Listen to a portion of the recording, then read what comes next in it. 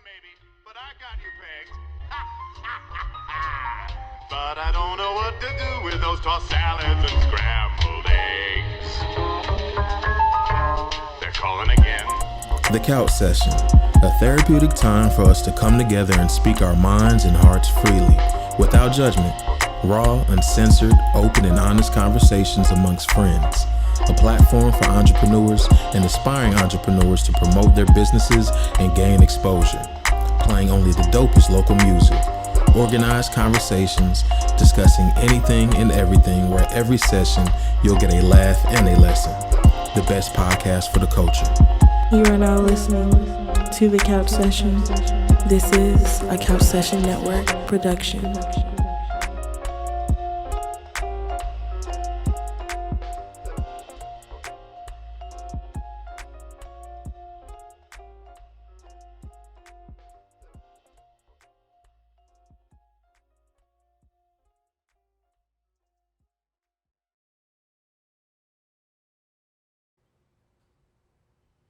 Catch me on the downside, I'll be heading up in the wild, chillin' low key. Catch me on the downside, I'll be heading up in the wild, chillin' low. What's good, everybody? It's your boy Big Smooth Black, Suave Negrito, Hefe Hilton, King Black, the heartbroken people healing himself, and let's not forget, big manifestation guy. Yo, this is Larry Hilton, and you are now listening to the best podcast for the culture. This is The Couch Session. This is a Couch Session Network production. Available where you listen to your favorite podcast. Stop what you're doing. Go ahead, subscribe. The Couch Session with Larry Hilton on YouTube. The Couch Session on Apple Podcasts. The Couch Session on Spotify.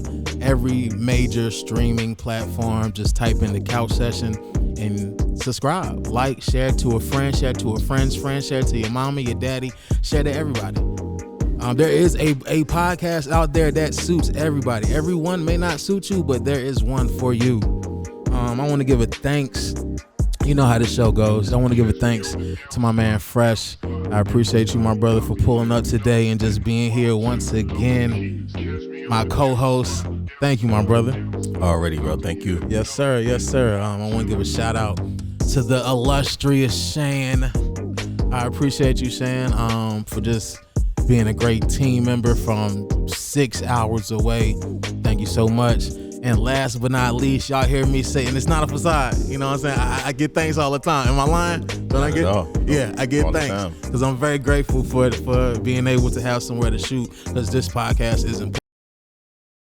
Last but not least, thank you to my man Mario of Mario and Company Barber Studio in Jacksonville, North Carolina. Y'all finally get to see the man, see the face himself. Go ahead and introduce yourself, my brother. Hold on, guys. My name is Mario. Mario and Company Barber Studio. The shop's located. I'm just kidding. Talk loud. I was gonna go with the There we go. But my name is Mario Corrales. Some people know me as Body Mix on Instagram. Hold on. Let me try this. Use this. Give me that. All right. There we go. Yeah, mic check. There's a reach. I talk like that. Excuse me, y'all. We're gonna work some things out real quick.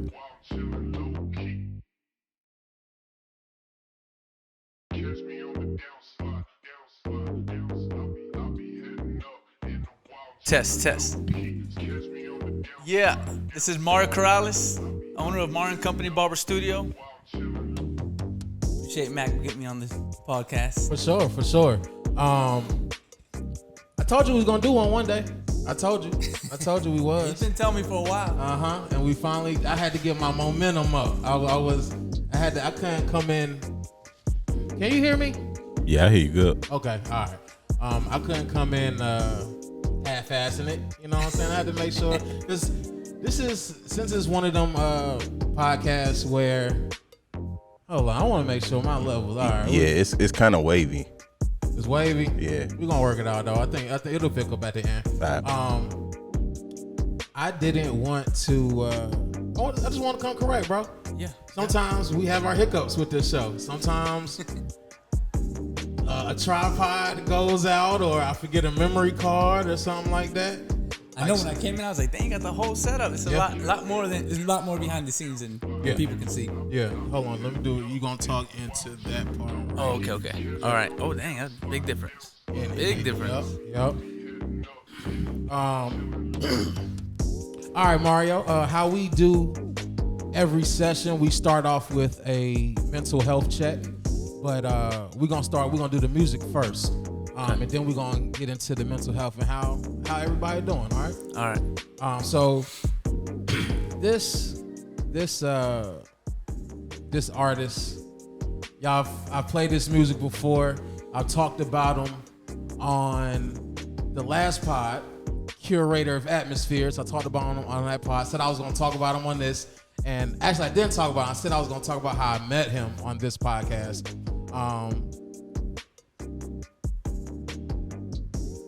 Yeah. My boy, Young Bane. So you know this guy? I do. My boy, Young Bane. I ain't gonna put his government out there because I don't know if he wanted me to. But I met this guy when I was like 13 years old in Chester, Pennsylvania.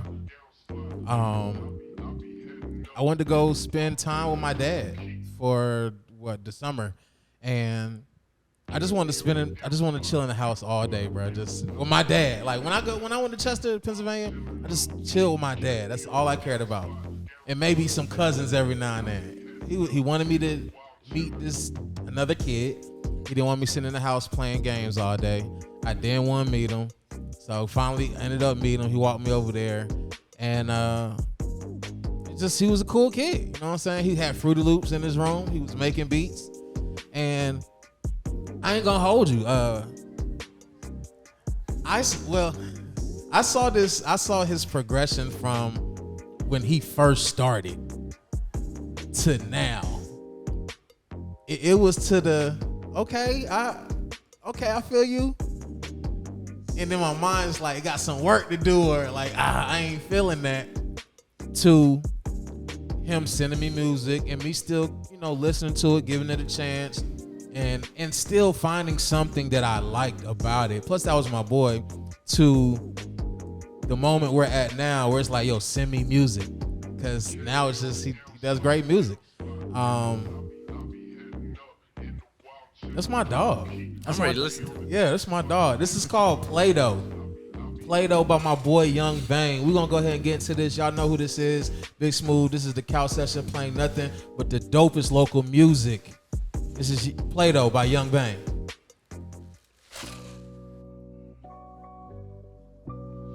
Hey, yo, 9, turn that up. I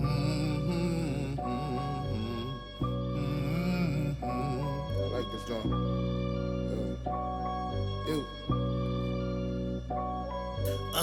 She like them dark and my skin emo. That pussy ball just went through chemo. No disrespect, just getting schemes off. And I hope one day one will pay off. Royalties every month, I make those. Count them up and realize it's Play-Doh. Can't stretch it out cause it ain't Play-Doh. But right now the 9 to 5 still paid though. Can't trust angels cause I gave out Halo. Price on your head and I'm coming for the payload. Smith and Wessie in the clip jalapeno. It's always business and I mean it like Nino. Concrete feet, now go find Nemo. This the planet of the apes and I'm Zemo. Pinnacles I reached and come from teamwork. Solo Dolo had to put in the work. You'll never take what I pay blood, sweat, and tears for. Bitch, it took me years to finally reach this far. So many bars, niggas ask me what I'm in for. Thinking you can fuck with me, you been misinformed. Don't come for me unless you motherfucking sent for. I ain't the tough guy, I just been through enough war. You're damn right, I'm putting my life before yours. Knock the noodles out your head, it's a soup kitchen. All dogs go to heaven when they roof missing, but all your dogs go to heaven with they loot missing. They gon' tell you anything when the proof missing, but all your dogs turn pussy when the crew missing. Solo Dolo, I go to war with my troops missing. I like my trees in the buffer with the roof missing. I'm from a jungle where the lines and the bears missing. Put your ears to the street and hear your men snitching. Get 2 is floating only, not no grand pictures. Mama ashamed of me, she said I'm getting too vicious. Damn, it's like that. Damn it. So you know how we do, Fresh. Let's talk about it. Nah, Mario, I know this ain't your normal. That ain't your normal everyday stilo of music that you go to, man.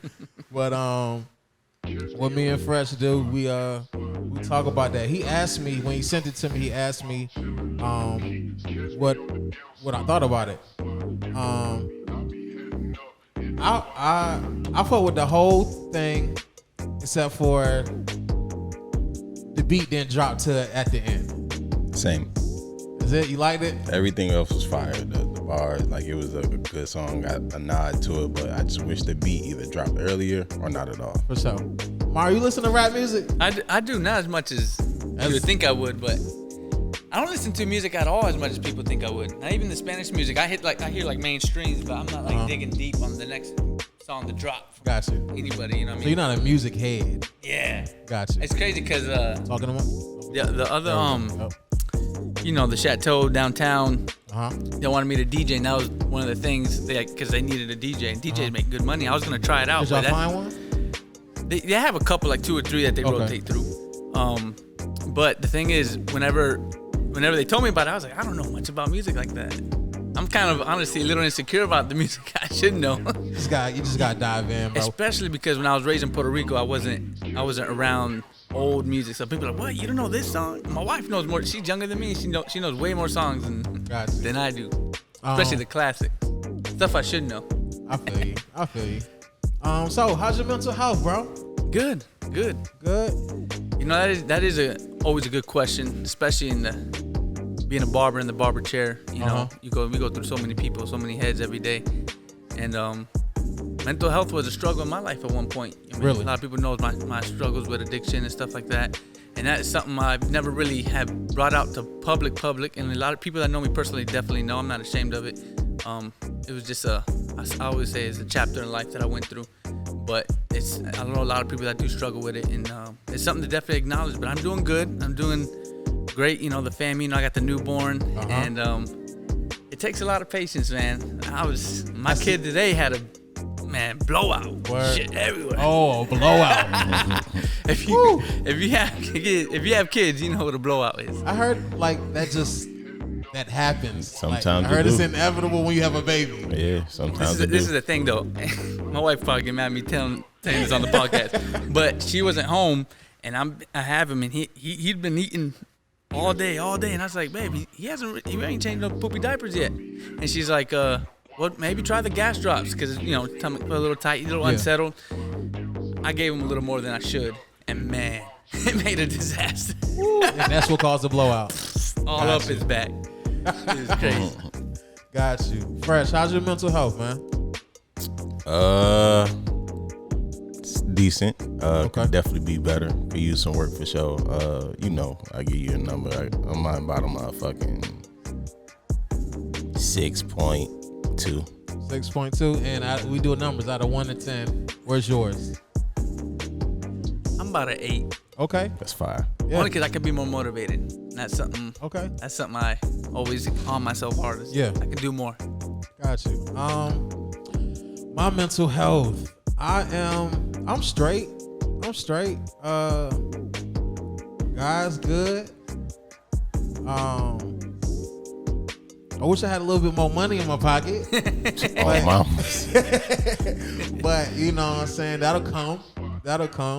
I'm actually have taken the initiative to get into this budgeting thing. I have one of my large brothers, one of my friends in Charlotte. He got out of debt. Him and his wife got out of debt to the point where they just had like present bills. Paid the cars off, paid credit cards off, all that stuff. They do the Dave Ramsey? I think he has read that book. I think he has read that book, but he definitely had, like, when we walked in his house, he has a whiteboard full of just everything. Like, he's serious about the budgeting. So I'm like, all right, I'm trying to I finally was just like, hey, Irv, these are my bills. Here's a screenshot of them. This is how much I got in my account. Like, help me get to where I'm trying to go. But my mental health is fine. 1 to 10. I say a 7.7. I say a 7.7. That's solid. A solid? Yeah. Okay. Damn near 8. And that's life. You're human. I'm human. I'm not always gonna be an 8 every time. You know what I mean? And he's probably 8 or 6.5, like he said he was. That's part of life. That's something I had to understand, man. Is that especially people that abuse substances, they're usually trying to strive for that 10 every day, and they're trying to have that 10 energy, that 10 positivity. You're not. It's impossible. You know what I mean? But and we're gonna get into that. That's the second time you mentioned that. But now that we're here with it, tell us who you are, bro. Tell us who Mario Corrales is, man. Mario Corrales, I was born and raised here in North Carolina, Jacksonville, North Carolina, till I was about 9 years old, and I left to Puerto Rico. We left to Miami, Florida, Hollywood, Florida, and then came back and then went from there to Puerto Rico, lived there for about 9.5 years, and came back to the United States. So a big part of my life was in Puerto Rico. That's kind of what defined me. A lot of people think I'm Puerto Rican. That's why the Borimex comes from, the Bori in Mexican, because I talk Puerto Rican, but I'm Mexican. Okay. and everybody that knows me knows I'm a barbershop owner, and that's where everything really originated from, was in Puerto Rico. Okay, so which is a perfect segue. Tell us about your origin story, bro. Like, tell us how you got into barbering. I know in Puerto Rico, you can fucking cut hair at 10 years old over there. I swear, everybody over there every household had a razor in their house, like a straight edge razor. It seemed like, everybody knew how to do edge ups. Everybody knew how to do their own haircuts. Okay. And so haircuts was a big thing out there. A lot of people call it like the metrosexual style, but like they did the eyebrows, they shaved the arm. Everybody's always diced up. Everybody's always fresh. That's just the culture. Just the culture, yeah. So then, and I was a teenager. I was about 16 years old, and I was all into my hair and all that. And it's crazy how it happened. It wasn't something I'm like, oh, when I grow up I want to be a barber. It was just one day after church. I was sitting in the backyard of one of my neighbors, and he was like, hey man, I know your brother-in-law cuts hair. You think he can cut my hair? And I was like, no, he's not working today. But he has his tools at the house. I go get him, I'll cut your hair. And they took a little bit, and they're like, all right, come on, do it, So I go over there, and I ask him for the tools. He's like, hey Mario, watch out. Don't be doing nothing crazy. I'll let you use them, but do a Caesar cut all over. Okay. Don't be, he said, don't be doing any kind of fades or anything, because I'm about to go, basically he was about to go eat with my sister, and he was like, hey, I can't come fix it. Sure enough, I started doing the haircut. I was like, man, finished it, all even all over, and I was like, I can do more than this. So I started doing the fade on the back taper. Okay. I faded it, and it looked pretty good. I did the edge up, and I took pictures of it, and went to church that night, and I was like, hey, look what I did today. I did cut someone's hair. And they're like, you didn't do that. Yeah, right. I was like, dang, it's that good? You didn't think I did it? How old were you? I was 16. 16, okay. And that's the crazy part, because so then after that, I was so excited that I went back to the friend's house. They started, I cut his brother. Then they started bringing people from the school. There was like a middle school and a high school close by, and they used to bring them over. And I used to cut them for free, just the hype of it. Because I was a shy kid, and a shy teenager too. And so kind of people were looking for me now. I like that, okay, I'm important now to people. Yeah. And at the age of 16, I learned how to cut hair and got in the shop for the first time. And there's barbershop. There was no, you just come into a barbershop and prove yourself you can cut. There's no license or nothing. Yeah, so if they have a state board, they weren't really present. People did have their license out there. But I was cutting at the gym, not the local, it's like a private gym, a boxing gym I was at. I was cutting one of the trainers, cutting someone else there. And so the trainer went and got his haircut at his barbershop, and the owner said, hey, who cut your hair last time? I could tell it was a good cut. And he told him, this guy at the gym, he cut my hair, he's a young cat, da-da-da. He said, man, I have a chair available if he wants to come try it out. He came and told me, and I was like, man, I don't got clients. I can't pay booth rent. And I had all these excuses. Like I said, I never planned on being a barber. Yeah. And when he told me that, I was like, okay, this is getting a little bit more serious. 2 weeks later, hey, did you ever go by the barbershop and talk to that dude I told you about? Yeah. And I still was like, I had, 100 other excuses. Nah, I didn't, da-da-da. So then it was I remember me and my friend in the neighborhood, His name was Danny Santiago. We went to go to this McDonald's. They were having like a hiring fair, like they're hiring a bunch of people. And when we went there, he was 18, I was 16. They hired him, but didn't hire me because they already had too many minors working. Yeah. So we walked there. It was like 2-3 miles that we walked to that McDonald's. We walked there, and he got hired. He's about to have another interview, and I was so pissed. I left. I was by myself. I walked home by myself, pissed. I said, you know what? When I get home, I'm gonna ask my mom to take me to that barber shop. So I was picking McDonald's over barbering, tripping. I was like, so I look back at it now, I'm like, man, I'm so glad that day they didn't hire me because it changed my life. Because as soon as she took me to that shop, I remember he was painting the wall. He's like, oh, you're Mario, man. Ben should have came by, man. I've been, waiting for you, whatever. Yeah. Now I talked it up with him, and he started me off at a percentage. And because I told him I was afraid I couldn't make booth rent. All I had was kids. I weren't even paying me for their haircuts. How much was booth rent over there? It was $100. Okay. $100 booth rent, $10 haircuts. Woo. And so, but it started off percentage, right? And then he was about to take a vacation one day after the first year. It was like a year in. And he was like, hey, man, I'm going to let you know right now, to be honest with you, you're paying me more than booth rent right now with the percentage. You want to just go booth rent? He was an honest guy like that. His name was Kevin. And I was like, heck yeah, I'll go. I'll make the jumps out. I've always been afraid to make that first jump, just like I didn't want to go in the shop at first. And then I should have been approached him about booth rent, but I never did. But yeah, that's basically the story of how I started in barbering. Tell us about your side missions, because you seem to be more than a barber. You've read what I have written down. You know how to ride motorcycles. Yeah. You had an era where you was riding motorcycles. Yeah. Yep. You had an era where you were boxing. Yep. Like when he do his little his shadow boxing, you can tell like, okay, he's done this before. Like he's been in the ring and gotten taught, So, I did amateur fighting. I did 7 amateur fights. Lost my 7th fight. I was at 126 with this same height I fought at. 130 pounds towards the end, the last 2 fights. But I threw a fit on my last fight. I thought champions don't lose, winners don't lose, and I threw a fit, didn't go back. Gotcha. And I regret that to this day, but barbering was definitely my calling after that. I wouldn't say I was ever going to be a world champion or never going to be, I probably could have gone pro. Nothing crazy, but it was definitely a sport number one sport that I had chose when I was young. Yeah. I do that. We did a lot of surfing. Really? In Puerto Rico, yeah. Okay. Yeah. I never Boogie boarding was big in Puerto Rico. When I came to North Carolina, it was more like longboard surfing. Okay. Yeah. A little bit of that, but more you miss boogie Puerto boarding. Rico? I do miss the culture. I do miss the lifestyle out there, just freedom, a lot more freedom. But I don't ever see myself like raising a family out there or anything. Economy's different, mentality's different, crime is different. True. And government's definitely different. The opportunities are very you cut short. You really got to know people out there.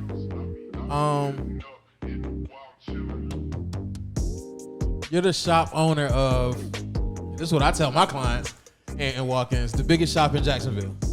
Yeah. I'll say one of the biggest. There's some shops that have, when you say big size, yes. But as far as chair-wise, there's some shops that have this amount of chairs if you do. Okay. Yeah. Outside of base. Not on base. Yeah, I don't even know how many chairs they have on base, but outside of base. Okay. Yeah, there's about a couple. How is it? How do you like being how long have you been a shop owner and how do you like it? Well, I've been a shop owner since 2015. Since 2015, I owned the shop with my brother. And then I left from there and opened up Martin Company in 2019, I want to say. And then now this one. And they're both big shops. They don't end up being big shops. They'll both end up around, anywhere between 12 and 16 barbers. Not always full over there, but towards the end we started getting full. And here we got up to, I've gone up to 16 a few times. Hard to keep 16 steady, but we're definitely the strongest team I've had now than I ever had. Okay. Shout out to the team. Shout out to the team. Y'all sorry suckers. I love y'all. You said y'all opened up in 2019. Eesh, yeah. Right? Solo. How did the pandemic affect you, like right after opening? So yeah, that's crazy you asked that because let me tell you something. little bit of backstory now. And if I get off track, just remind me. But I got you. Whenever I started in Jacksonville, North Carolina to cut hair, I would go to shops and visit shops while I was in barber school. And a lot of them would say, "There's only 2 ways to cut hair: fast and super fast." You know, there ain't no crazy. there's no designs. You know, people don't want that around here. Whatever. You know, I remember bringing out the razor the first Sunday I started working at a shop. Shout out Take 10 Barbershop. It was the first barbershop I worked at here in Jacksonville, North Carolina. Yeah. Okay. And owned by Tiger.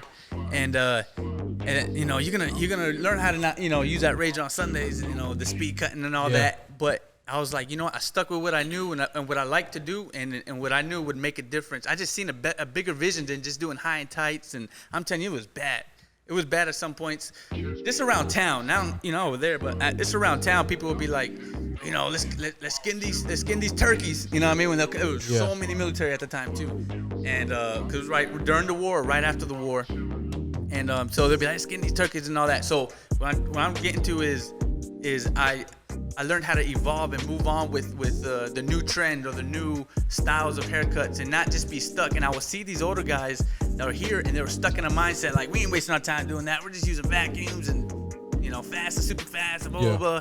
And so when it came to the pandemic, man, that changed everything in barbering. I mean, we did have to close down for 3 months. I was cutting out of, you know, in a garage and just making it happen. Other people did too. I mean, you know, the renters, they helped us not shoot. All right. The rent, our landlords, they didn't make us pay rent, so that helped out a lot. But then when we got back, was what I was leading to is that we learned now how to use apps. We couldn't pack out the building. We had to have everybody separated. We had to get our we still having the barber size certificate license. Take that class and just sanitation on a whole nother level and just public awareness of everybody. You know, it was just crazy. And then boom, someone would get sick. 5 of the barbers get sick. Then they can't pay booth rooms, they're not working. Yeah. And it was like I learned so much and had to have so much patience and just not panic. But you know what? We'll get through this. We got through the first 3 months without even opening the shop. We're gonna get 3 months with the, you know, everybody, or 2 weeks, you know, with the what they had to do quarantine and all that. And then it was so much panic. I mean, people were calling health department on shops and stuff if they were open, or if they were sick and not getting checked out, or if they weren't, you know, the whole vaccine, all that, you know, it was nuts. But we made it through it, and it taught us how to. And so basically, cause, you know, we didn't want this packed out. At one point, we had on the wait while, you didn't know, but there's a feature obviously when we send them messages when you know, they can go in the car and wait. That's what we would do. We would let them. Okay. They'll come in. We say, hey, you can go wait in the car. And so we'll call them one at a time. We don't even let everybody in here. We just let them when they sat in the chair. And so that was something that even barbers didn't even want to have nothing to do with apps and you know, charging card and you know, wearing masks, and you just had to evolve. You just had to, just like I did from the beginning. It's the new way of barbering. Shoot. Yeah. I don't mind taking cards. Somebody asked me today, you take what's your payment? Whatever. Cash App, Venmo, PayPal, card, cash, all that. What's some of the most challenging things you've had to face being a barbershop owner? Man, let me see. Honestly, having to really know whenever it's a very. I don't like letting people go. You know, that's like, you know, I try my best to go the longest and without having to cut people off. But believe it or not, and you know I'm a nice guy. Yeah. And I've had to fire a few people, and that's because they're toxic in the environment, or they were bashing our name or causing problems with them barbers, or just outspokenly just talking shit, you know what I mean? And just creating a hostile environment. And that's something I really don't like tolerate when it comes to that, you know? So that was really the hardest part, is letting some people go. And then that's pretty much it that I can think of now. Finding good barbers is always hard. That's what had to change my mindset too. It's let's start developing barbers. You know, let's stop trying to find them already stars. Let's make stars. You know what I mean? I was gonna ask you, how do you select your barbers for the shop? I select them by. That's why I like to have those. Like we met up with you when we brought you on and we talked to you. I already talked to a couple people before you even came in, you know, either your instructor or a close friend, and we already know where the mentality's at. And sometimes it's positive, sometimes it's negative and positive. And sometimes just because it's something negative don't mean sometimes it's fixable. Okay, that's something we can work with. I understand if, you know, he didn't start cutting till the last 200 hours. You know, maybe he just needed a push or a talk. Hey, fresh. It be like that, bro. So in barbering in North Carolina, we call it a 1528. You got to do 1,528 hours of barbering school to become to get that step to becoming a licensed barber.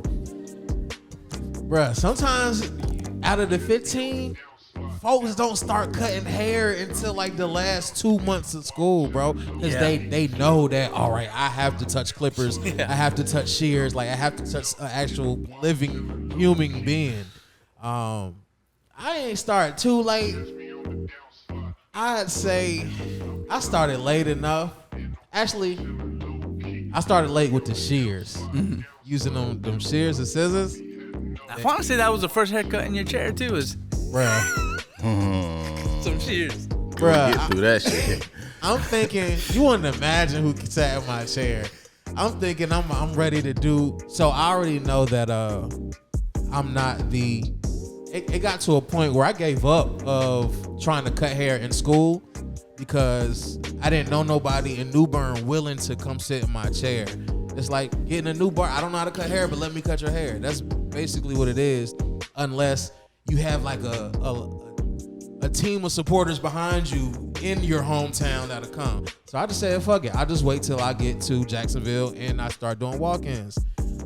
So I came with the mindset of I'm not the best, but I damn sure will be one of the best when I want to give me a little bit. Yeah, and that's literally what I look for is you know, what you can't teach is passion and drive. You know what I mean? Sometimes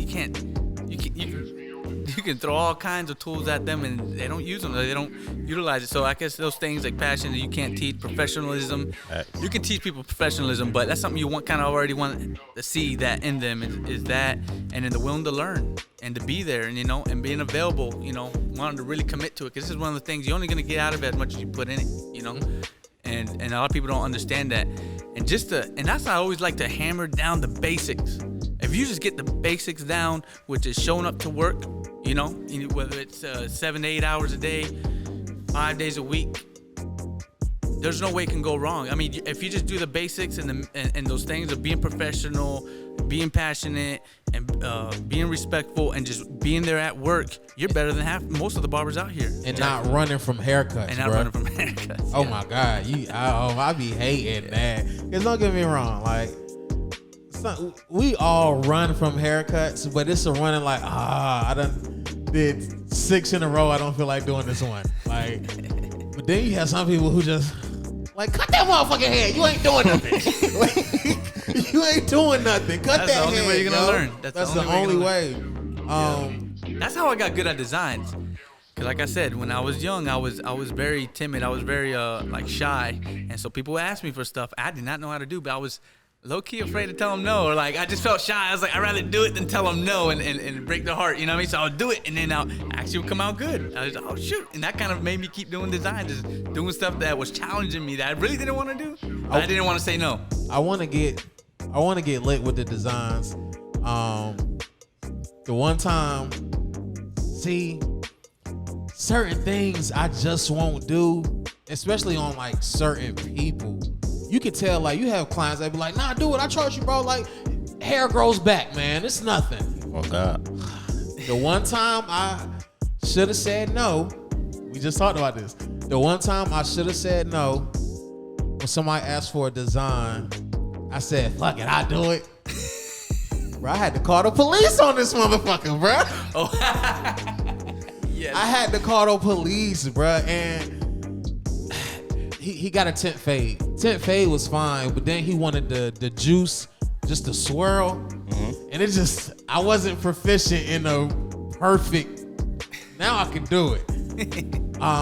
It wasn't that bad though. And it wasn't. I seen it. It wasn't. He just didn't want to pay. He didn't want to pay, bro. And then I hate seeing people who is not used to me like, Fresh, I wouldn't really care if you saw me out of character. Facts. I don't want Mario to see me out of character though. Facts. Understood. Man, I called him and I was like, Mario, this is motherfucker. Like, I thought it was a joke. I thought he was pranking me. I was already about to go to bed. I had a t-shirt on, shorts. He's like, Mario, this motherfucker don't want to pay me. And I was like, huh, wait, hold on. He said, bro, this dude don't want to pay me. I said, bro, relax. If it's that serious, I'll come up there and I'll pay you. Don't worry. And that's what made me mad. He said what? He made me repeat. He said, what'd you say? I said, I'll come up there and I'll pay you. Okay, hold on. You and your mom, get the fuck out of here. I did say that. He was with his mom. Bro, he talking cash shit with his mother, bro. Like, bro, you don't even have a car. You ain't even got a whip to drive yourself home. On top of your home lives with your mom. I'm trying to open up this can of worms. You're getting all mad again. But let me calm down. But when I see that, I was like, man, I done seen it all. I'm the smiley guy. Like, I don't want nobody to see me mad, bro. Shit, New Year's he saw me drunk. Mario don't seen it, bro. I did. Man, but sometimes you just got to say no until you find you. I need to find me a client where just do parts on me, like Shannon. You get those clients like just every time they do what you want to do. Yeah, do what you want. What's some of the stuff that you love / hate, like both, about being a barber shop owner? Hate, or strongly dislike. I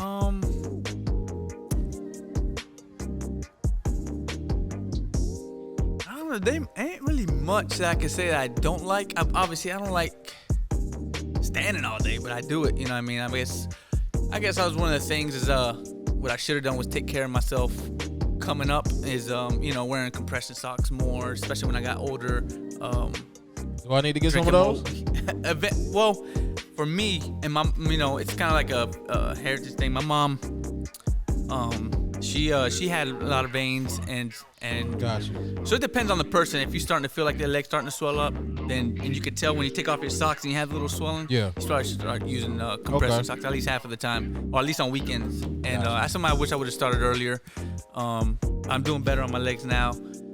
Drinking more water. I didn't drink water, and I was doing all kinds of stuff, and then drinking energy drinks all the time. It just that blood was getting thick, and then it was just tearing my body up. Working long hours.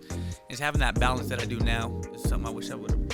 But as far what I like about barbering is like, for one, being a shop owner is creating your own environment. That's one of the best things you create. And as a shop owner, it's one of the best things you can create an environment that you're comfortable working in.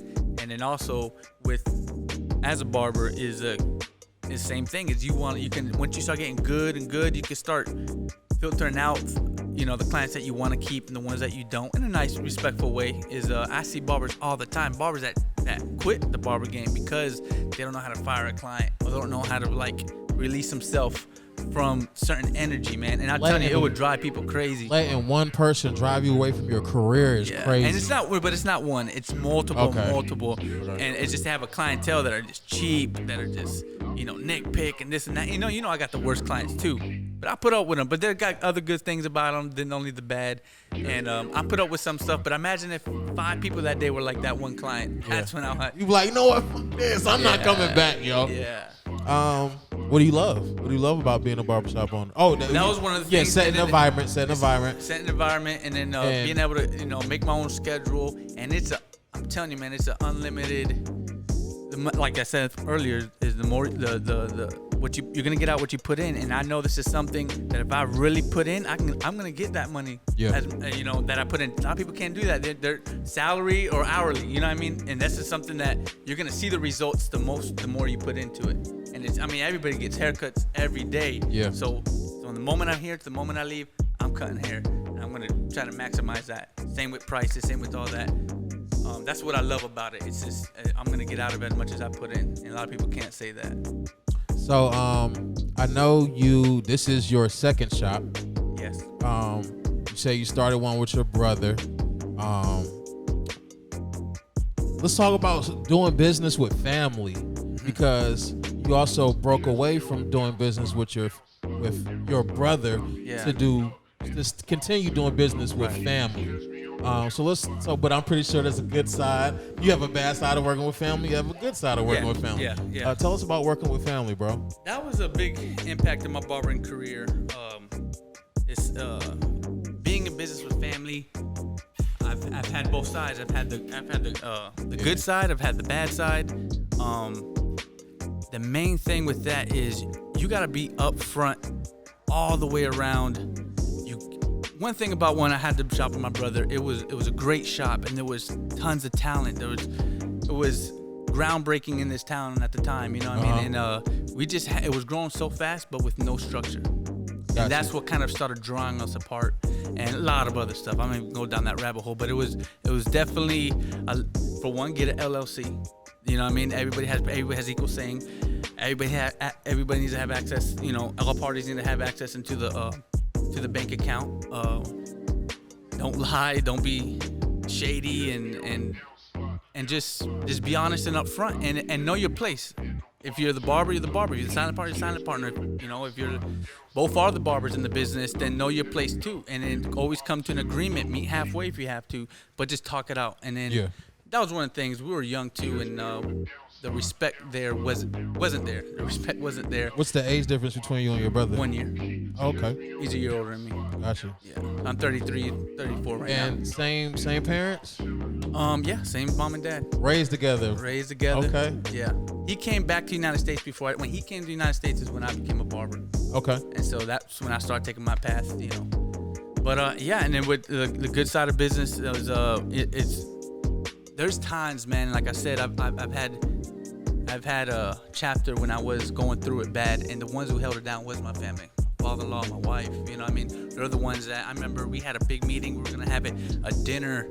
The wife and in-laws. Yes. Yeah. They play a major part. Yes. And this whole operation right here. And everybody, you know, they all have a part. But the main thing was Shannon was just like, a while ago, he was like, bro, we not the company. Bruce and Sabrina and them, that's the ant company.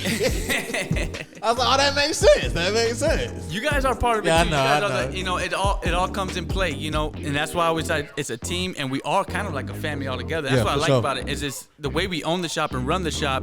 That's why we have the barbecues and all that, because we are like a family, and we fight like a family. We get over it like a family, and that's what I like. And like I said, it's the environment that we've created here, and that's what I love about it. And at the time, like I said, so there was one time where we're about to have this event at I think it was Logan's or something, and we're about to give a motivational speech and hype the barbers up, and we had a guest speaker come through, and I was going through it. I was on pills, and I finally broke to my knees, and I know we're gonna probably talk more about this later, but I broke to my knees, and I was basically getting sick, and they were there to hold it down for me and go through the meeting. I couldn't even make it, you know what I mean? And then I had to be gone for like 3 months, and they're the ones who made sure the bills were paid and made sure the barbers were coming and motivating them, and obviously the people here, Mikey and stuff, and there were some guys that were here that aren't here now that have moved on, but they were here and they held it down for me. One of them was Manny Manolo. He was a good. Shout out to Manny. Manny's the one who got me right with the shears. Yeah. He's the one who got me right. He was a great, help, and it just kept everything good, and that's the good part about family. They hold stuff down, and that's basically what went good with the family. Not only holding it down, but they give me ideas when I'm just so focused on cutting hair. They kind of snap me out of it. Hey, we need you to do this, do that or promote this, or just bring it out of me, because if not, we get comfortable and then don't grow. So we all kind of put our minds together and see what's best for the shop. So if you want to talk about that briefly, because you mentioned it, how did that sounds like a pretty when you were struggling with addiction, battling with that sounds like a pretty rough point in your career, which probably could have ended your career. Yes. But thank God it didn't. Tell us about that, how you came out of that, bro. It was, when it comes to that, man, and I'll tell it to everybody, is that mental health is real. I was young at the time. It was like, it's partying, popping a pill here, popping a pill there, taking muscle relaxers here, muscle relaxers there, talk more while you're cutting hair. And there wasn't none, one day, and then I was like, damn, I'm feeling sick, and I don't feel myself no more. Dang, as I realized, damn, I'm hooked on this stuff. Yeah. And so I started having to need it to work. Adderall, doing all crazy stuff on Adderall, and that got expensive, and basically the opiates got expensive, and then so I started sticking with Adderall and stuff like that. But then, so basically when I needed it to cut hair, and I was basically addicted for like 6 years, man. And Really? for about 6 years. And the last 2 years was just, I didn't want to get high, or I didn't want to do it for fun. It was more just I didn't want to be sick. Yeah. And so one day, I tell you, it broke you down. They said, a man don't change, especially a grown man don't change until he hits rock bottom. And I hit rock bottom mentally. I was like, I don't want to be. It controlled my money. It controlled my decisions. And then, I'm trying to be a father. I'm trying to be a shop owner. It just controlled everything about me. And I was ready. I was like, man, I came to a point where I was like, man, I'm done. And I said, God, please, if you could just help me, get me through this. Because withdrawals are bad. I don't know if you ever heard of it, never met anybody that went through withdrawal, but withdrawals, man, they say that 3 weeks or 3 days. No, that shit was like 6 months. The withdrawals, hard withdrawals, were like 3 months, but it would end up being like 6 months. And Shoot, 6 hours without a blunt, I'm be ready to slap somebody. And so basically, and so it came like that, where I was like, God, if you can just help me feel normal in my skin again, and love barbering like I've always done before this stuff started getting in my life, I promise you I'll never look back at it. And man, as soon as my body came clean after like around the 6 month period, when I was like feeling normal in my skin, my head That's a long time to be trying to get your body right. Yeah, because after 3 months, cleansed out. That's why so many people bounce back, bro, because it's so hard to get through that stage of quitting that shit, bro. Yeah, and it's an epidemic right now. I mean, what people are still going through that, and my biggest thing is to say is if you're still alive, you still have a chance to change. You know what I mean? And this is the biggest story. What helped me is I vent to it to a lot of people. I know you've probably never been through that, him or anything, but I know a lot of people that do, and that's why I'm not afraid to speak about it, because one of the stories that I've been told is like, there's this guy in the hole, basically addiction, but look at it like that, but he's in a hole, and he's trying to get out, and people are walking by, and this older lady walks by with a cane. She looks in the hole, and she just keeps walking. He's like, help me get out.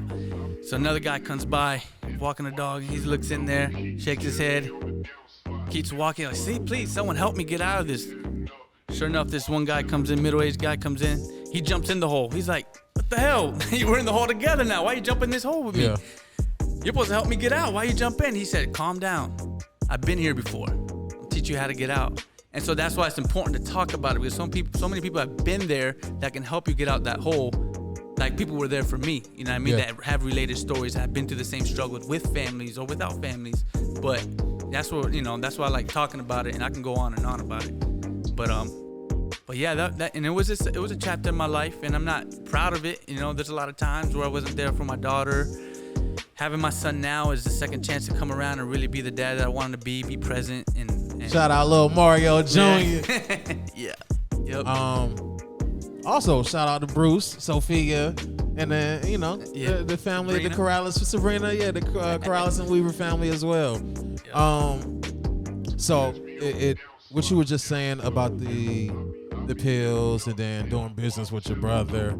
I have a question up here because it could be different. What's one of the most expensive mistakes you've ever made?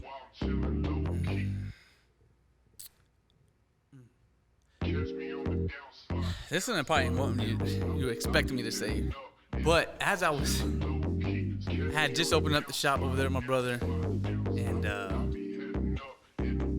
I was on pills, of course.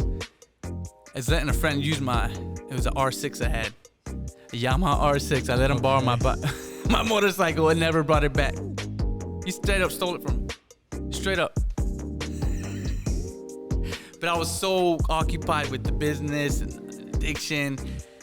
I mean, I tried getting it back, and he never got it. And the streets, and then he would find me pills and stuff, so I couldn't really say nothing. But then when I did, I said, hey, look, man, this is like a vehicle. I need this bike back. This is about $4,000 or $5,000 that you just took from me. I need it back. Oh, I'm gonna have to, report it stolen. Once I said that, because he wasn't answering my calls. As soon as I said that, 2 minutes later, bro, what the fuck? Would you ever mention the cops? I look at you like anybody else on the street now. Fuck you. Whoa. He was just waiting for an opportunity to just flip the switch. Yeah. But yeah, so he just straight up stole my bike. I had to count it as a loss because I didn't want the dude coming back throwing a rock in the window. It was a battle. I was like, you know what I mean? Pick two of my battles right here. I'm gonna let it go. I'm hurt for you, bro. Yeah, bro. Yeah. R6s are nice. What's crazy is I seen the dude at a bar about a year ago. This happened about 6 years ago. I would have ran 7 years. Fresh, you would have ran on pockets, wouldn't you? So I was there. I would have ran on pockets. And I was with my wife. And I said, man. And I was a little tipsy. I was drinking a little bit. I was like, man, I want to fucking go say something to him. And something just told me not to, whatever. And I didn't. But then the next week or two, he ended up shooting someone right there at a bar. He didn't kill him, but he's in jail right now for it. Got you. So what if I would have confronted him that night? True. That's the thing. I wasn't dealing with just a whatever individual or this dude. He has issues. It was something that you really either all in if you're gonna do something about it, or so I shouldn't have been running around with those people anyway. So I was like, you know what, lesson learned. I never forget. I think I told this story before. I'm fresh. I don't know if you've ever heard it. A dude ran off with $1,800 of mine. And that was the first time I ever thought about taking somebody's from this earth. And I was set on that. Like this, he laughing. I'm serious. I know. I bet. I'm like, I'm about to do this. I had friends in Charlotte that's like, I'm with you. Like, I got your back. We're gonna do it like this, like that. I had it all planned out. I stalked this man, bro. I stalked him because he didn't know I had him on Snapchat. So I would just sit there and watch him, bro. And one day he was at work. He was just doing that. It was raining. And I seen a KFC and a Popeyes. And I Googled every KFC Popeyes that was next to an AutoZone, and it was only one. And I was just like, found them. But then my life was messed up I just felt like I was being held back. And I felt like, what if I'm being held back because I'm so focused on we're about to ruin this man's life that it's stopping my own blessings. Yeah. So I knew my only connection to him was Snapchat. So I just unfriended him, unfollowed him, all that. And I moved on. I took the loss. I took the L. And because I also didn't want to deal with, even though I felt like I could take a motherfucking life, I didn't want to deal with what happened afterwards. Yeah, aftermath for sure. Yeah, like no matter, I might could say, yeah, I can handle it. I could die with that secret, but there's a big possibility I might not be able to die with that secret. And I don't want to find out. Yeah. I don't want to find out. Man, I have too much of a conscience for something like that. Yeah, man.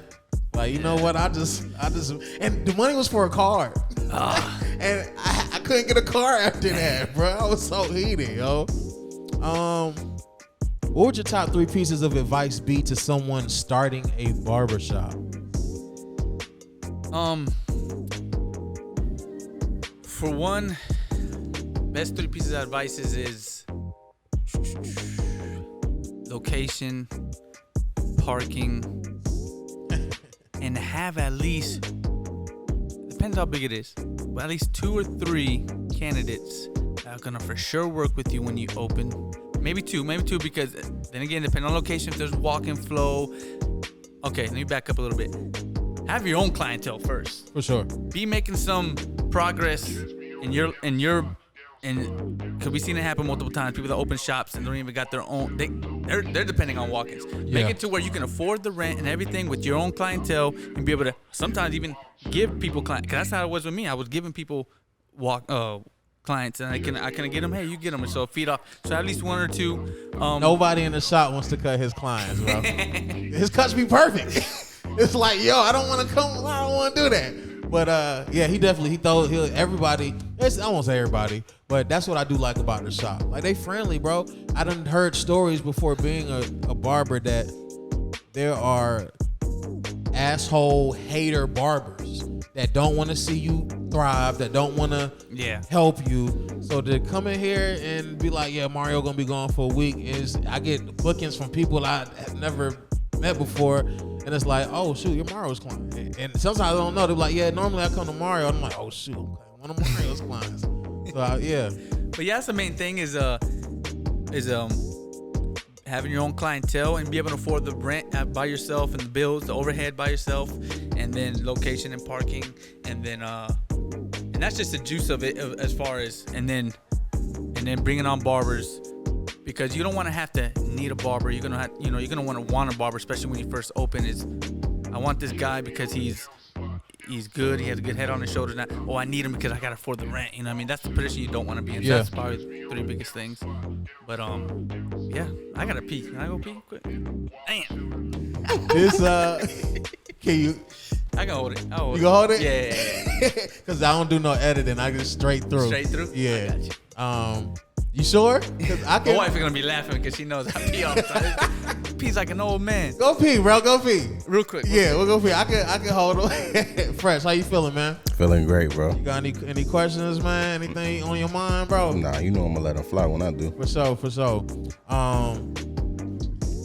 Yeah. Oh, you good.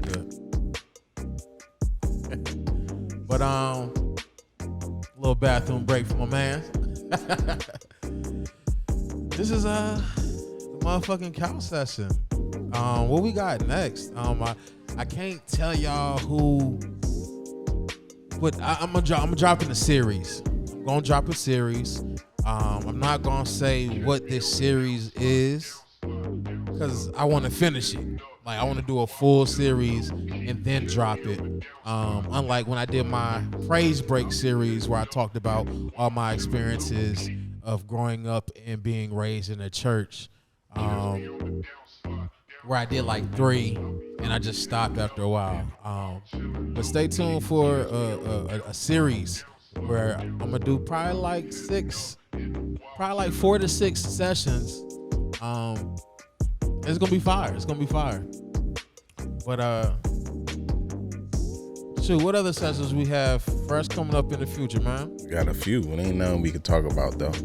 And none we can talk about yet? Hell nah. Okay. All right, we got Mario back. Sir. Let's see. Mario. Well, I ain't even gonna ask you that yet. Let's talk about a second shop. Would you open up a second shop? If it made sense, yeah. If it made sense, I would, I don't know if I would do it probably in this area, but probably, I thought about several areas around. Okay, go expand, my brother. Where would you go? No, because we like out of Jacksonville. Again, analytics at this shop is a key thing, and on our last Christmas party, we mentioned how many walk-ins came in. How many were first-time visitors, how many are repeated clients and all that. But we also have on there when they sign in where they coming from, like, and have the areas, Piney Green, or it's different surrounding areas, or Southwest, or so, and we can see where a lot of people are coming from. That we can say, okay, if we have this location there, maybe we can. So it would still be a Jacksonville location. Now I've thought several places. I don't want to say because I don't want people to. Okay. Yeah, okay. We can keep it there then. I see you digging, man. Like let them hold on to that one. Hey, because Mario know, bro, I'll pack up quick. Absolutely, If he need a manager, yeah, I'll pack up quick, bro. I ain't got no kids, no girl, no nothing. What? Yeah. But like I said, if it makes sense, I got a shop here big enough, and we'd even explore the back. I don't know if I'll ever do anything in the back, but still, it's like I want to make this. Why pay another whole nother overhead? Just to put 6 chairs in it or something like that. It has to make sense in business. I don't want to just do it for just to say I have 2 shops or whatever. At one point we were real close to it, and but that's when COVID had hit. Yeah, around when COVID had hit, and just kind of just put everything on standby, and then ever since then my vision just kind of just changed. But are you as proud of yourself as everyone is of you? That's a good question, man. I think I should be more proud of myself as anybody else does. This is the thing.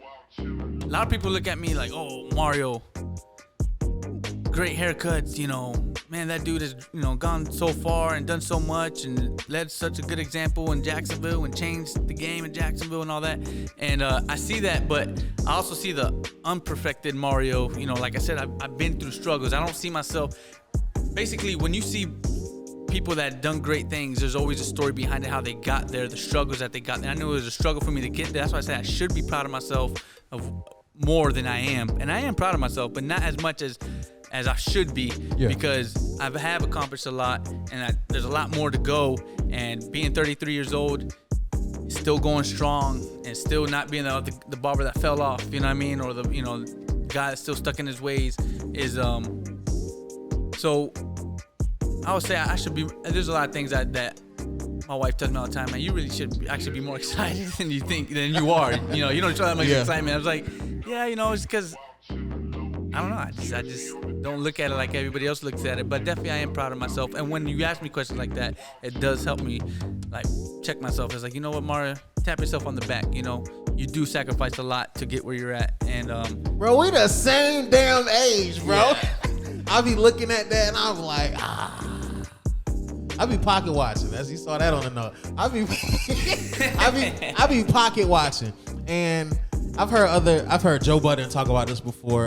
But I don't see nothing. First, I don't see nothing wrong with pocket watching somebody you strive to be in their shoes one day. Yeah, if you're looking up to them. Yeah, if you're looking up to them, I don't see nothing wrong with pocket watching. Especially if you're making that a goal. Some people pocket watch too early in the barber game, though. Go on. What you mean? Some people are like, fresh out of school, I want to charge this because this guy's charging that. Facts. Or this guy said this and this guy said that. And it's like, whoa. You got to know your place too. But who you should be watching is talent watching. Just watch the talent. You know what I mean? Watch the talent first. That's a fact. Yes. So, yeah. But I'm the same way. I want to know how I can. That might be the name of this. You need to be talent watching. And that's how I come up with the episode. I'm pretty sure you saw the crazy episodes that I make mine. That's how I come up with the titles of my episodes. Yes. That is a big thing that happened. I see that so many times. And I call them, a lot of them, ring light barbers. Ring light barbers. And then again, I sound like an old head. Like, these guys going.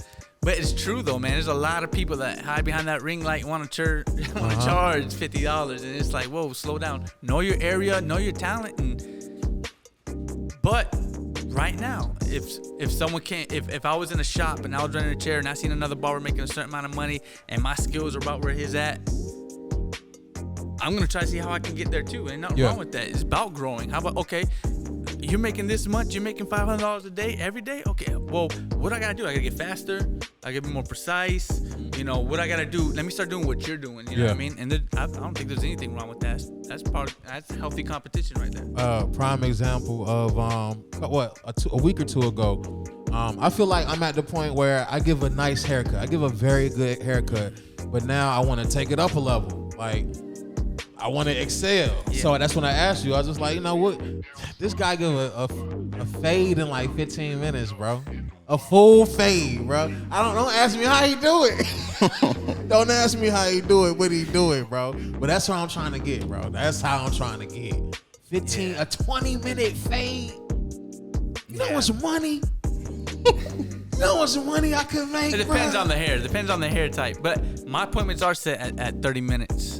And you know what I mean? So 30 minutes now, if I get a walk-in sometime, if I finish that 30-minute client in 20 minutes, I'll finish a walk-in in 15 minutes. Good haircut. That's bananas, bro. It takes 15 minutes is just bananas. But you know what that's years of experience, though, too. Like, true. This is the biggest thing, and I was talking about following all the other days, like, tension, what does they say? Tension is required in order to grow. So many times we've had walk-ins waiting for 2-3 hours, and it's stressful. And I don't want, because once they leave, they're gonna leave us a bad review, or they're gonna leave and never come back.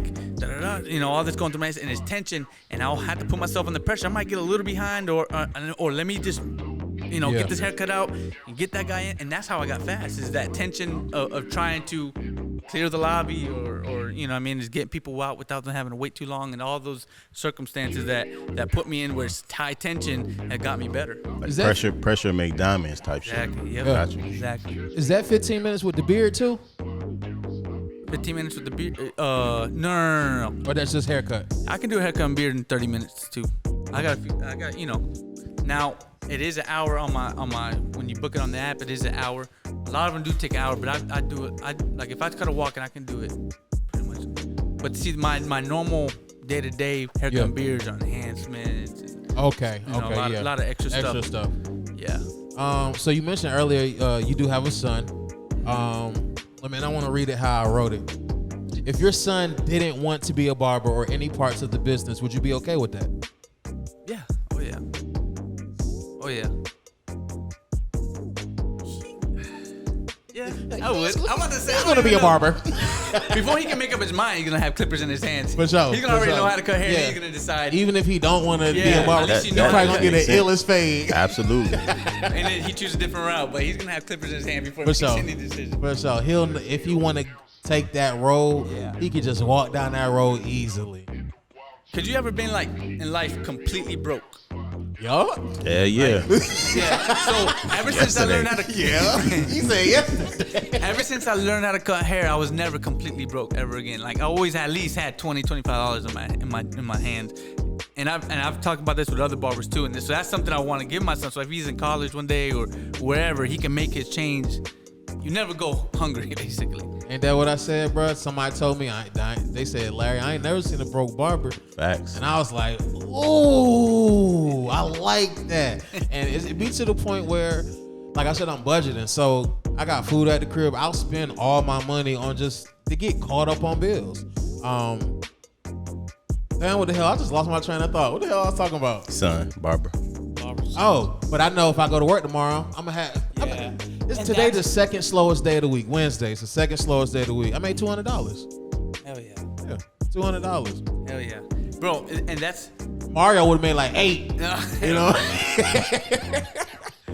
But this is an industry, especially nowadays that, economies and all that, you can get up to that 100,000 if you really apply yourself. That's you're where getting I'm that trying to go. $40, $50 every 30 minutes or $60 every hour, whatever.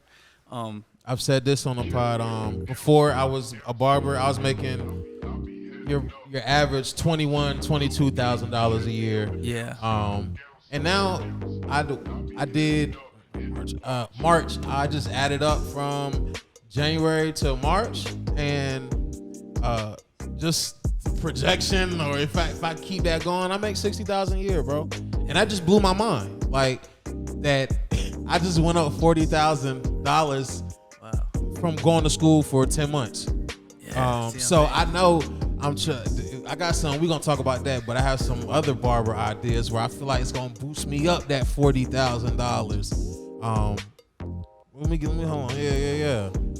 Which is, I guess we can get into it. I don't want to go there yet.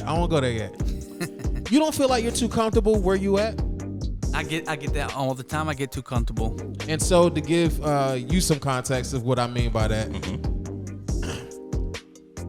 Mario need to be in Charlotte cutting, in Atlanta cutting, in Miami cutting, and not just in a shop every day, like doing expos and teaching classes and I get that a lot. I do stuff like that. Like he not just your average barber, bro. He like that. Facts. This is him. This is him. So you don't ever feel like you just too good. I ain't gonna hold you. This podcast, in my mind, this podcast is amazing. I just don't have the funds to do what I wanted to do. Like it's top tier to me. I feel like this podcast is too small to be confined to Onslow, Craven County, Greenville, like all of them. All right, that's a question I'm gonna ask you. Do you have a life coach or like a coach or anybody that you look up to that you can go to and say, because like for I look example, at the fresh. Hell yeah. I'm a bad coach. You got to get a better coach than me. I ain't gonna lie to you. We both need to find a coach. I got to answer your question. Mr. Bryant's like my guy I go to. I've Really? called him so many times. See, I go to my brothers, bro. I go to Fresh, Nigel. You met Nigel before, the Long Locks, one of my clients. But my bros, I don't really have a life coach. I would love to have a mentor / life coach, but I don't even know how I go about getting one. Do I just ask them, hey, can you be my mentor? Like, how you go about that? I feel like they would have to adopt me. Yeah. They're out there, man. They're out there, especially people that maybe have podcasts, maybe even definitely probably not as good as yours. But are you talking about a podcast mentor? In general, but Okay. what made me bring that up is because you said like this is too good to be, where you're at now. You envision yourself getting hired. And I see it. Like you definitely you're good. I look at a radio host. Like you have a radio host voice. Appreciate it, man. Good questions. Appreciate it. I always wanted to be on Great the co-host. radio. Yeah, co-host. Yeah. But so I'm saying is like that stuff is like, or who do you look to? I don't know. I don't really see anybody that you look to that would be able. In podcasting, Joe Budden. He's a rapper. He's a retired rapper. Yeah. Who just is who's very opinionated. Who's very opinionated. People hate him and people love him. All because he just speaks his mind, bro. Charlemagne the God of the Breakfast Club, because he's opinionated as well, but he's more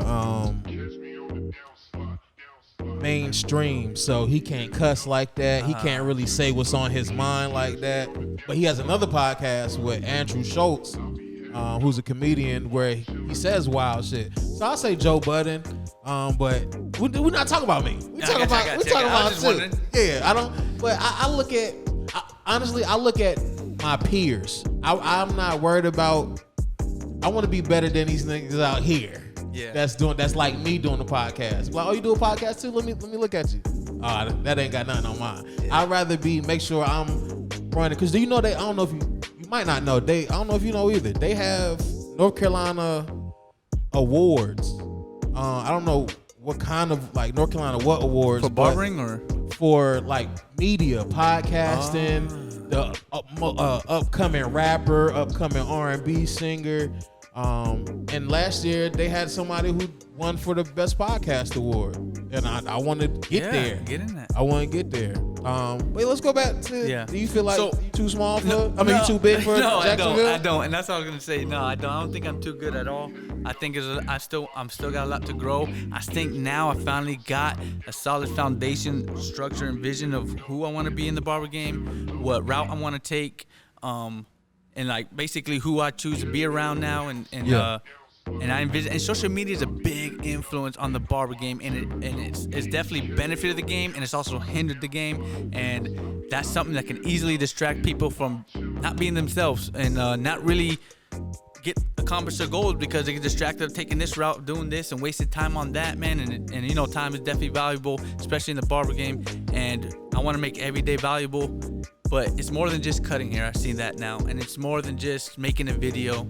And knowledge is really what I'm striving for now. Knowledge on if I can help someone get what I've done in the 16 years I've been barbering, in 5 years, I want to give them that. Yeah. But there's ways to be able to benefit from that and give that and get something, in return, whether it's me being a coach for someone or not, or I do it with the barbers here, and that's what I've been practicing a lot. I'm trying to pour out everything I know to all these barbers, and it's not just to try to think I'm better or anything. It's really just showing them that, giving them the tools to grow, because obviously in my shop, that grow reflects, helps my name grow, and everybody, and then that's the best thing I think that I've done throughout my whole career, is teach everything I've known. It's helped me grow.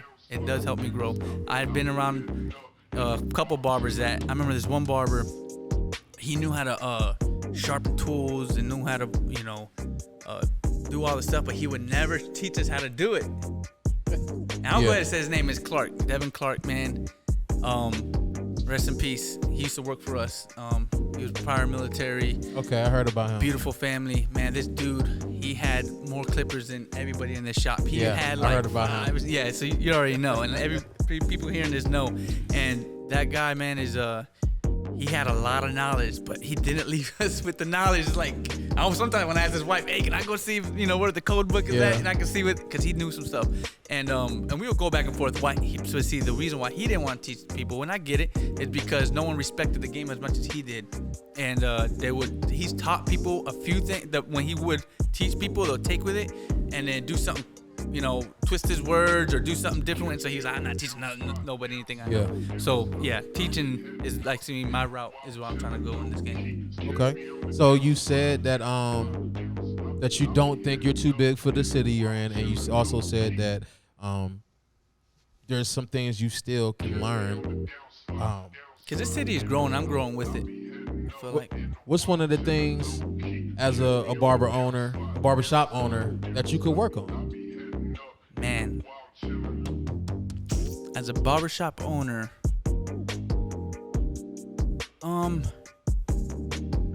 doing things outside the shop more.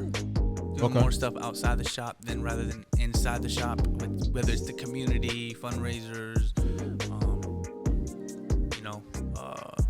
hair shows, doing our own thing and getting barbers involved. I think I can do better with getting the team to be on the same page as I am. I need to work better on the energy and the vision that I had to put them to it. Cause you've seen the meetings. Yeah. I've had a meeting and I'll say something and then some would do it, some won't. I need to get better at getting those barbers to really see what I'm seeing and being like that event we had, the Gala. I know we'll talk about it later, but that's this is a good test for me too, is getting everybody to really be on the same page with that and promoting it and putting the same energy as I do as far as why are we doing this and getting people to show up. You know what I mean? That's basically what I could do better is get people to be on the same page as I am. Okay. Do you plan on being a barber forever? That's all I see. Okay. It's something with barbering, whether it's teaching or just owning a shop or cutting hair forever. Barbering is life for me, man. Got you. What's your ultimate barbering goal? Can I share, as you think of yours, can I share mine with you? Yeah. Oh yeah. So, I ain't never tell you this, but of course, I'll go ahead and say it. I never told you this, but when I graduated school, I told myself Mario has 2 years of my time. I've been here for 1.5 years. And I only said that because 10 years ago, I used to live in Jacksonville for 3 years. And I was just over it, just Jacksonville, North Carolina. So I knew I wasn't going to be here forever. Things have changed. Found me a decent home I'll probably be at for a couple years. And I want a mobile, one of the two biggest goals, my second biggest goal. I want a mobile barbering. Let me show you this video. You may have seen it. Barberville. They was on Barberville. And it's just a trailer. It's a big ass trailer, bro. And they had bathrooms in the trailers. This is what I want, bro. That's nice. That's what I want. So what's your goal with it? Like what would be your business plan, or what would be different than a shop? So I want to attend festivals. I can cut hair outside of the club. Not even if they full haircuts, but I just feel like I could be out of Onyx in Atlanta or something. And you see this dude outside with the barbershop, like, oh, let me get tightened up for $25. You about to go in there and spend $200. Go ahead and get 25, 30. Well, it's gonna be more than 25 because if you see what I'm offering. I want one of those, and then my ultimate goal is I want to shop in another country because my ultimate goal is to move out of America. I want to shop in forever. Move out of America forever. Yeah. I want me and my wife and kids to be in another country, living lavish. And I want to be cutting hair though. I want to be cutting hair while I'm just in another country. So those are my two ultimate barbering goals. But to go back to Mario got 2 years. I'm not leaving. I think I decided in my head I'm not gonna leave until I get my trailer. Yeah. Ace, Ace, your client, he gonna be my contractor. We done already talked about it. And it just, it comes with the LLC, and I'm gonna get the loan and buy the trailer. Yeah, I'm gonna have all the steps for it. And just have like how do I say it, man? Like I said, just do it just to do it, but have a real, obviously don't charge the same price you charge in the shop. Nah. Have a targeted crowd or targeted thing. That's also gonna be for around, you know what I mean? That trailer's not gonna be for. It'll be for everybody if you paying that price, but it's gonna be for higher clientele. That's nice. Yeah. What about you, man? What's your ultimate barbering goal? Ultimate barbering goal. I wanna become a chain of Mario Right now, company. it just changed. Like I told you from the beginning, I didn't plan on being a barber. It kind of just happened, and it's the best thing ever happened to me. Definitely not knocking barbering. Like, I want to be something else. I didn't know what I want to do. It just happened. Yeah. Same way with opening a shop. I didn't go all through barber school saying I'm gonna open a shop. It just happened. You know what I mean? Just the opportunity was there, and I was ready for it. And capitalized on it. So I'm not my ultimate goal is kind of hard to say, but I do want to become an instructor. Okay. I want to become an instructor, and go that route. I want to do that as well. Yeah. Do you have your instructor's license already? No, I did. I went and I that's a funny story because I took the test and you're supposed to pass with a 70 for your barber license. She called me and said I got a 77. I was like, hell yeah. Yeah. Davis, that's what's up. Yeah, I would have been. Models, you know what I mean? And she was like, no, you failed by 3 points. You're supposed to get an 80. The minimum you can get is an 80 on the instructor's course. I was like, God, high and low. I wonder how that. I do want to go back. I just been procrastinating, but I had no excuses. Yeah. No excuses. I was about to come up with about 5 of them.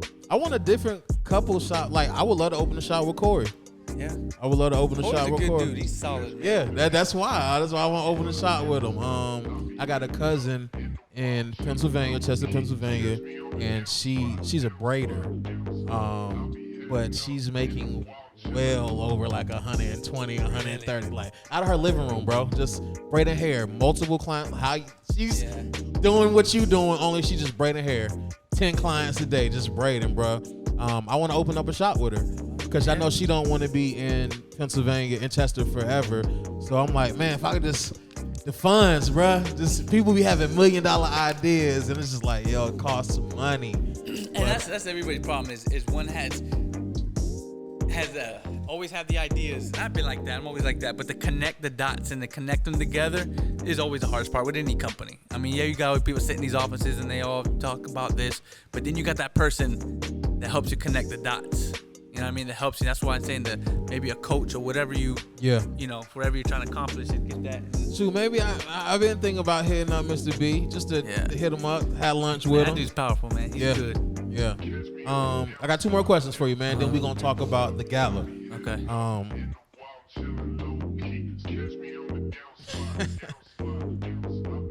Well, 3. Would you consider your shop a Spanish shop? That's this question I skipped over, but. But we're very diversified. I knew he was gonna say that. Didn't I tell y'all he was gonna say that? Got to be politically correct. Yes. You see who's in here? It's not only Spanish, so I'm not lying. Though. I'm not lying. Nah, We got definitely man, facts. we got woman, we got Spanish. True. We got True. and we got Corey. He's white. Yeah, you know you what I get a mean? little white chocolate over But there, you know. I tell you who brings the culture to the shop is this man right here. You definitely bring the culture with the music, the style of dressing, conversation, all that. He brings culture to the shop, and that's something that I know I'm not cool. I'm just one way. I try to cater to everybody because I have a DJ background. Yeah. Our clients all the time. Hey, where's that guy that always DJing? See, I'm come like, on now. Didn't I tell you? They're like Max Said here. I told you. But yeah, man, I know that'd be a big that'd be a topic that'd be a topic. We talked about it on the last pod. Music in a barbershop. Oh yeah. Tell us about and that was like an off the record question. So these last 2 questions. Tell us about your worst client. Tell us about your worst client. So I want to say worse. Who knows if he's watching this? Who knows? Let's take the risk. I already know what he's gonna say. Not worst. We word it pickiest because he knows he's picky. Mm-hmm. He knows he apologizes for all the time. The pickiest client. I don't think someone. Tell me your story if you have one worse. But this guy I got, he comes in, right? And we know when we see him, we're like, here we go. They like to mess with me. Oh, Mario, your favorite client. So he comes in. I've been cutting this guy for years, and so I cut his. So he gets a 5 on top. For a while, it was like a 5.5. He made sure it was a 5.5, whatever. And so when I'm cutting the top, he makes sure he goes like that with his head down like that. He didn't even know they made a 5.5. Well, it's a 5 open. Okay. With the levers open. Okay. Adjustable, yeah. Gotcha. So get to that fade. The haircut isn't hard. It's the beard. Especially right now he has a little bit longer, but before he had it down to like, so he would get a 1A, he would get a 1.5 against the grain all around the beard. Then he would get the 1A on the edges. And then he would get the 1 right here. Then he'll get the 1A, 1.5 right here. Then the 1 right here. Real good, right? And that's not even all of it. Then we put the gel on. We got to use a steamer. We got to use the hot towel, which is fine. That's normal. He gets a luxury cut. Yeah. Yeah, that's what it sounds like. Yeah. So then he gets, with the grain right here, then against the grain. Right here on his mouth, he got to go against the grain. He's got to be so precise. I mean, one hair off, he sees it. So once I get to this part, every time I do a little, he don't want me to take it all off and take it little by little. So he'll get out the chair in the mirror. He gets out the chair, bro. And he says, and Mario just like, this is what trips me out. He says, I can't see it, but it feels like it's too long right here. I can't see it, but I can. I'm like, God, jeez, all right. Yeah, bro. I'll go over it. And I feel like he questions me sometimes. He's like, did you really go over it? And I don't play it. I'm telling you, I really did go over it, but I'm saying the same thing. Or he'll be like if I go over this side twice, 1 on this side, he'll be like, can you hit this? No, you hit it 3 times on this, or 2 times on this side. Can you hit it twice on this side? I think he has OCD, like a legitimate, real OCD, which is nothing's wrong with that. You know what I'm saying? That's him. Yeah. But I think that's why he's so. He blames me. He says it's your fault because he blames you. What you mean? It's not my fault. But what it is if I do something once, like I said, so on the top when I don't just go with the clipper. I had to put the comb and the clipper. Like the comb is feeding the hair to the clipper. I did that once. Ever since he wants like that every time because he liked how it was. So if I don't do the comb, even though it's all even, I'm going all angles. He wants me to. Hey, can you do that comb thing? Same thing. Boom. It's just the whole thing. Yeah, but I've got it down to where I get him down in an hour and. It's interesting. It's he didn't even tell you the part. So he not only gets up and looks in the mirror, he goes and walks in the bathroom and then comes back out to finish his part 2 of finishing his haircut. And that's a Part must. 2 is crazy. That's not one every other time. Every time he has to go to the bathroom, look at it, comes back and tell me what I missed. Yep. And every now and again, I'll get a client. They be like, yo, what is he doing over there? And I was like, yo, that's the regular. That's the regular. And the last question, man. What is your why? What is your why? I like people barbering, right? Just why and yeah, barbering. So What's your why? My why I teach. I like to help barbers grow, and my why of cutting haircut. For one, the teaching the barbers and helping barbers grow, everything I know that's my legacy. And at the end of the day, it's worth more than any money when someone says, Mario helped me get where I'm at. He put into his life. He wasn't selfish. He just kept things to himself. He really put and generously, honestly put into me. It wasn't just because I'm going to pay him booth rent at the end of the week, but he really didn't have to step away from his chair and teach me this and taught me that. Listen, whenever people are like, oh, Mari taught me everything I know, or Mari taught me this, look, it takes you behind the clipper to do it. It's not all me. Yeah. You know what I mean? But I seen something in you, and I knew it wasn't wasting time to teach that person. And so that's why I poured everything out into people, is because that's kind of part of my legacy. Is one day when I'm passed away, is I know I left something good on this earth. My dad was a preacher, Okay. He was a pastor. He poured, his heart into people that definitely didn't, respect him afterwards, or turned their backs, or started talking crap or whatever. But I see him, countless times at night going to a hospital praying over somebody, whatever is that. But that was him. He didn't do it, and my dad definitely wasn't no rich pastor. We struggled as coming up, but he did it anyways, and that's kind of what his legacy is. When he passed away, I remember he didn't leave no inheritance, and my mom got a good chunk of money based off of the people that he had prayed for, and that he, people that he has helped and preached for, all that kind of stuff, and done good deeds for. And basically my mom was able to get that until this day. My mom gets letters and stuff, and people are still thanking him, and that is more than anything, that my dad was a good man, left that. And so that's how I look at myself in barbering, is leaving a stamp, in this barber industry, as Mario, help people develop careers. And same with clients, is I like making people happy. I like seeing that smile on their face. That's my why, man. And I like it whenever a kid sits in his chair. He says, "Can you do this?" Now I get it just like that. Yeah. And to see his face like, "Oh my God, Rob." Yeah. I live for that. You know, that's my why. Dope. Just want to back it up, yo. That's it right there. We got a great dude right here, Mario Corrales. I truly enjoy working at this shop. I've said it before. If I would have ended up at any other shop for my first shop, I would have been upset. I just would have been. I there's no other. I've seen the shops around here. I probably wanted. I think I wanted to be at either yours or Dino's, Mr. B's. And I was too scared to come ask you because I just felt like this shot too big. And I reached out to you. Yeah. I can't handle this. That was definitely a blessing. You know, I appreciate you being part of the team. Oh yeah. You're not afraid to speak your mind. You know, Hell you nah. know, you had our discussions and all that, but you know, at the end of the day, you show a lot of maturity that you can Yeah. agree to disagree and all that, and the fact that you are definitely getting way better as barbers.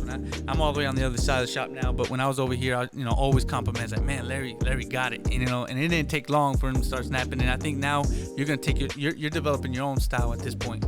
You know, from here just You're the only owner I know that and heard of that he'll move his station so he'll be next to the new barber. Yeah. Anybody else, like that's what I'm saying. I've heard about other shops, bro. They just throw you in and be like, you need me, just come holler at me. And it's like he ain't even there. So yeah, man, I appreciate you again. Let's talk about this gala, bro. Give me a second. So We're gonna get this Good. to go. All right, yeah. Tell us about this gala, So bro. this gala, it's September 20th at the Marriott Hotel. We'll be having a seminar in the morning. I believe it starts at 9, ends around 12 or 1. We have some guest speakers. We have Mr. Bryant speaking. We will have which Mr. Bryant, he is an instructor, head instructor. What's another title for him that he has at the school? Head instructor, master barber, Yeah. OG and New Burn. Man, this guy is powerful. He definitely has he's I know his topic is professional development and better barber is his topic, and then we have a lender talking about. She'll be talking about credit tips and for self-employed people, that deal with cash and trying to get mortgage loans and all that. A lot of information. Then we have a therapist that'll be talking about mental health.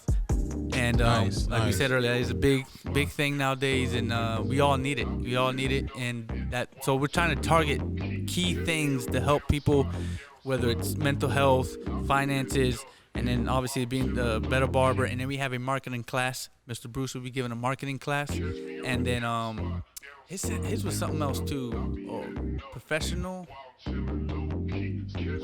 But basically, it's a marketing class he'll be talking about, and then adding another topic in there. And then I'll be speaking.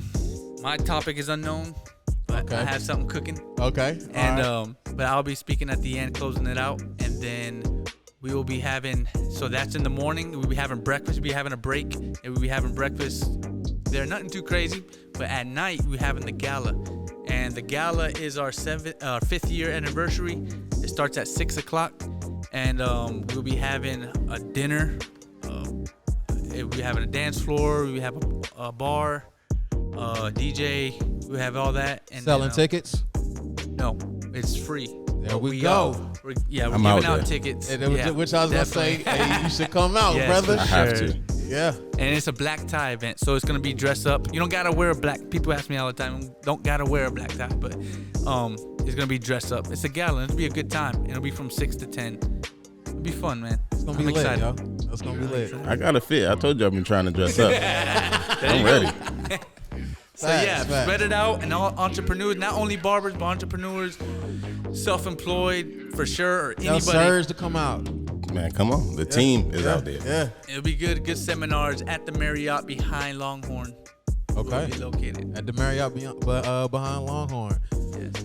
So Mario, how'd you like the? I know you seen me promoting, you seen me talk about it, you seen me talk my shit about the podcast. You finally got what we call it. We finally got to sit on the couch with me, man. How'd you like it, man? You made me feel comfortable, man. You asked good questions. I was worried that we're gonna go in circles on topics, Because I see that. I've seen people do podcasts and they get too off track. Oh, I didn't show you, but these my notes, bro. Yeah. I put all my notes in order. Like, we don't play games around here, bro. Yeah. I didn't know what to expect, and it's good. I'm glad you liked it. Would you come back on the show? Oh yeah, I was definitely have like some general conversation. Yeah. Okay, bet. Fresh, you got anything on your mind? Anything you want to say? Anything you want to ask, man? Not at all. Enjoyed it though. Yes. Yeah. Likewise. This is about, I knew it was gonna be about an hour and a half. We had an hour and 33 minutes. Let's go ahead and wrap it up. Anything I got to say? That's it. You got other guest speakers in mind? I knew you mentioned something. You mentioned earlier. I just got future shows. Future shows. That's what it was. Yeah, future shows. We got some in the future with therapists. We got some with. I want to do one with Ray and Corey again. Yeah. Because I did one a year ago when we were new barbers. I want to do one where we're experienced barbers. I remember I was 7 a.m. listening to the podcast. I was like, that shit is kind of funny too. Fire. Yeah, we got some. I'm looking to actually do a lot more podcasts with people on the show. Yeah. So let's go ahead and get up out of here. Again, Mario, I appreciate you for coming through, bro. Thank you so much. Yes, sir. Y'all know who this is. It's your boy Big Smooth Black, Suave Negrito, Hefe Hilton, King Black, the heartbroken people healing himself, and let's not forget, Big Manifestation God. Yo, this is Larry Hilton, and you are now listening to the best podcast for the culture. This is The Couch Session. You are now listening to The Couch Session. This is a Couch Session Network production.